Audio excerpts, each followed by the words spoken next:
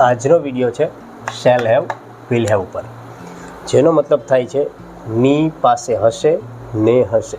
ભવિષ્યકાળ દર્શાવે છે કે મારી પાસે આમ હશે, તેની પાસે આ હશે. બરાબર. ફરીથી ટુ હેવ, હેવેઝ ની પાસે છે, ટુ હેવમાં હેડ ની પાસે હતું. હવે ટુ હેવમાં શેલ હેવ વિલ હેવ ની પાસે છે, ની પાસે હશે. ઓકે, અત્યારે આપણે આનો વિડીયો જોઈએ છે, આનો વિડીયો પણ છે, તમે જોઈ શકો છો. ક્યારે હેવ એઝ યસ થાય છે, ક્યારે હેડનો યુઝ થાય. આનો યુઝ આપણે અત્યારે જોઈ લઈએ. ટુ હેવનો મતલબ થાય ની પાસે હોવું, ની પાસે ને હોવું. Okay, I shall have, we shall have, આ બેની સાથે આપણે શોલ હેવ, શેલ પણ બોલાય છે, શોલ હેવ યુઝ કરી શકીએ છીએ. બાકી બધા સાથે વિલ હેવ, અને નાવડેઝ કોમન થઈ ગયું છે કે વિલ બધા સાથે યુઝ કરી શકીએ. I, we, you, they, he, she, it, કોઈ નેમ બધાની સાથે વિલ હેવ યુઝ કરી શકીએ છીએ.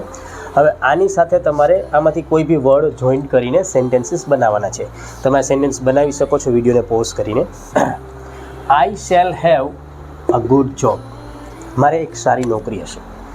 We shall have a computer, અમારી પાસે એક કોમ્પ્યુટર હશે. ધે વિલ હેવ અ બંગલો, તેઓની પાસે એક બંગલો હશે. The boys will have a painting competition tomorrow, છોકરાઓને આવતીકાલે પેઇન્ટિંગ કોમ્પિટિશન છે. કીધું ને છે, ને હશે, ની પાસે હશે. અમારે એમ કહ્યું કે હી વિલ હેવ અ બંગલો, તો તેની પાસે એક બંગલો હશે, તો ની પાસે હશે. પણ ને હશે એવું કેવું હોય ત્યારે આ વાક્યમાં આવ્યું ને, the boys will have a painting competition tomorrow, છોકરાઓને આવતીકાલે પેઇન્ટિંગ કોમ્પિટિશન હશે. She will have a computer, તેણીની પાસે એક કોમ્પ્યુટર હશે. ઈટ છે એ કોઈ પણ વસ્તુ કે પ્રાણી માટે વપરાય. આપણે એમ કહીએ કે ભાઈ it will have a bread to eat, તેની પાસે ખાવા માટે એક બ્રેડ હશે. સપોઝ ડોગ પાસે હશે તો the dog has a chapati to eat, કૂતરા પાસે એક ખાવા માટે રોટલી હશે.